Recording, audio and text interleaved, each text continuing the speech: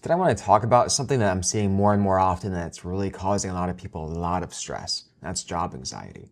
I'm not talking about general work stress. That's nothing new, right? Job work is always tough, stressful. What I'm talking about is the uncertainty that you may get laid off at any moment, any day.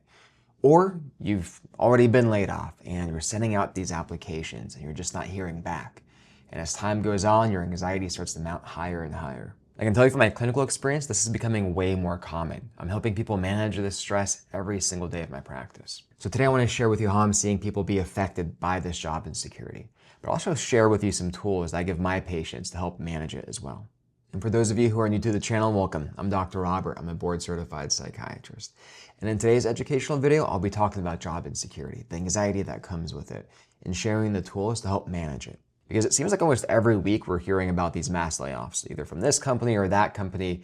And it's really making people feel like their jobs are never really secure. And all this news about these new technologies coming for your job, with AI, robotics, it's making people really, really nervous. And for many people, work isn't just about income, right? It's not just about the money, though that is a major part of it. It's also about identity, about a sense of purpose, sense of belonging. I mean, after all, when you first meet someone, one of the first questions you may ask them is, what do you do for a living? It's that tied to who we are, how we see ourselves, and how we see others. So when work becomes uncertain, it doesn't just create financial stress.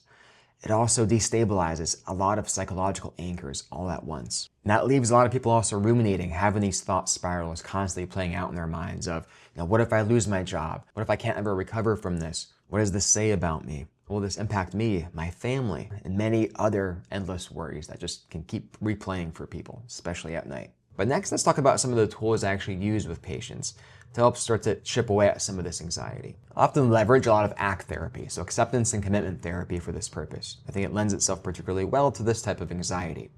And one big principle in ACT therapy is that suffering is inevitable. You're not going to get rid of suffering, and the purpose of therapy should not be to eliminate or get rid of suffering, because that's not realistic.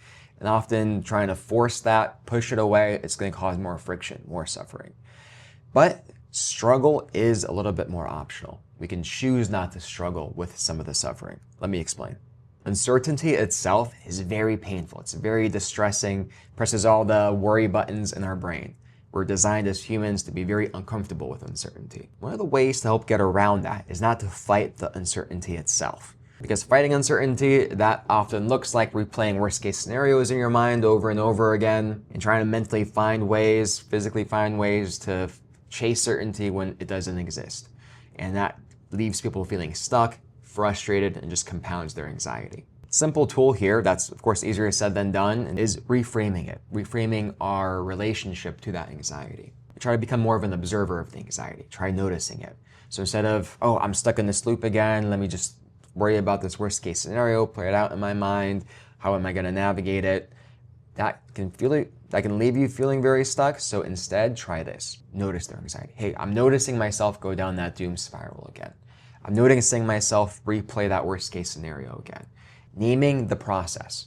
And that creates a degree of separation of it and makes you feel more like an observer of it, which gives you some more sense of control and allows you to create some distance from it as well. It's a small shift, it's a subtle tool, but it's a first good step. Another tool in ACT therapy is focusing on what you can control and trying to let go of the things you can't control, right? Because you can't control if some higher up will arbitrarily decide to cut your job, eliminate your position, all of these things, or hire you. So you don't have much control over that.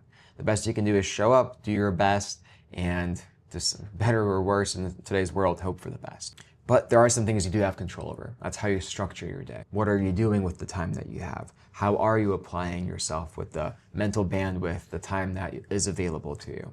Are you staying connected? Are you moving your body? Are you living life in line with your values? And are you sending out job applications if need be, searching for other positions, expanding your search? Some things you have some degree of control over. And that reminds your mind, I do have some control over some things. And it's helped to also consistently go back to, what do I have control over? What do I not? Because too often our minds like to gravitate towards the things we don't have any control over and give us a false narrative that if we just think about it a lot, maybe you'll have some control over it. And that's a mental trap. That just propagates the anxiety further and further. The next step is reconnecting with your values, because job loss or uncertainty tends to shrink life down to one question. Will this work out or not? Will I be okay? Will I survive? And act therapy shifts the question, not whether I will survive this or not, because you will. The question then becomes, who am I going to choose to be while going through this uncertainty? Who do I choose to be today, right now, in this moment? This might lead to some positive action, such as showing up for loved ones, sustaining a routine, showing up with integrity, purpose, even when discouraged. Because values don't disappear just because employment is unstable. And reconnecting with those values can really help people psychologically feel stabilized. To make this feel a bit more concrete, I think it'll be helpful to share with you a clinical example. I was working with a man who had been working the same job, progressing in the same career for many, many years. And it was a big part of his identity. It was a good source of income, stability for him and his family, and it meant a lot to him. And then all of a sudden, out of the blue, very unexpectedly, he was laid off. And this really, really destabilized his world. It cast into doubt his ability to support his family, support himself, plan for the future in the way he'd originally anticipated. They had to alter their vacation plans for later that year. So pretty major stressors you can imagine. I mean, the poor guy was losing sleep over this for countless nights. So together, after acknowledging just how difficult this was for him, we started to put some plans in place. One was just getting back to a sense of structure. What were some things that used to, give you some sense of purpose outside of work? Now, for him was working out, having a consistent workout routine. One that kind of did die down when he was working really hard because of time constraints, but now he was able to go back to it. He was able to then reconnect with a sense of values around family, connection there. So he started spending more time with his kids, teaching them some hobbies that he enjoyed and was reconnecting with as well. For him, that was guitar. And he started teaching his daughter guitar as well. So we started to build that sense of self back up.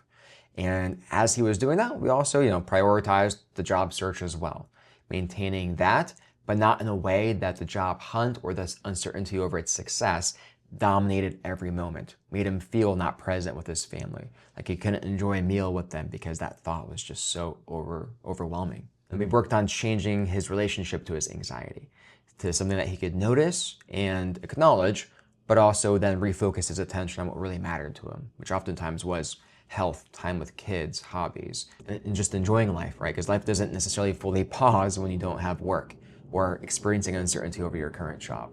You have to still be able to live day to day. That brings me to the final point, that when someone loses their job or experiences a lot of uncertainty around it, oftentimes it's not just the financial burden or the anxiety around the potential of it that is most destabilizing. It's the loss of structure, the loss of purpose. And I am convinced that a sense of purpose is the most important factor in sustaining someone's mental health. So some very simple things for that. One is definitely having a consistent sleep and wake up time. Just because you're not working doesn't mean you can sleep in, stay up. I think that leads to a lot of issues for many people. So having a consistent wake up time, and then also having a beginning, middle, and end to your day. You don't want to spend your days at home doing the same thing. Days blend together, motivation goes down, not good. So having a morning routine, an afternoon routine, an evening routine, sprinkling some tasks throughout there. Having a very set beginning and end time, very important, having an end time to the job search as well. Because if I find that people are consistently going back to LinkedIn, dozens, hundreds of times a day sometimes, that's not good for their mental health either. Because then every moment, it's kind of in the background of their mind of did I have any hits? Is my resume being looked at? Is my profile being looked at? And that sort of just drives the anxiety further. So having some time where you can dedicate to that, but having it limited to that in the day. Because you would definitely have huge diminishing returns if you spend too much time on that. And then it's really important to schedule workouts, hobbies, and time with people, family, friends, reconnecting with people. This is the time to do it. This is all preventing your brain from slipping into hopelessness and lack of motivation. And also I get it, right? Easy for me to say I'm a doctor, I have a fairly stable job, and that is true. But at the same time, I can imagine that if that were shaken for me, if that were uncertain for me, the amount of panic that would instill with me, I can't even imagine, because I can't think of doing anything else. This is all I've wanted to do. I really enjoy this job. And so I can definitely empathize just even trying to imagine, what that would be like. And I definitely strongly feel for my patients, for the people I know, for anybody out there who is struggling with this, because that is very frightening. And I get that some of these things are easier said than done, but it is a matter of, practicing it and trying to implement it at least as best as you can. It's also important to keep in mind in these uncertain times, it's not a personal failure. It's not a reflection on who you are. Every day you have some initiative to choose who you want to be by the actions you take. and the values you follow. Thank you so much for sticking around to the end. I really appreciate it. If you found this useful, informative, please consider liking and subscribing. It really goes a long way for this still new channel. I really, really appreciate your attention, and I'll see you next week.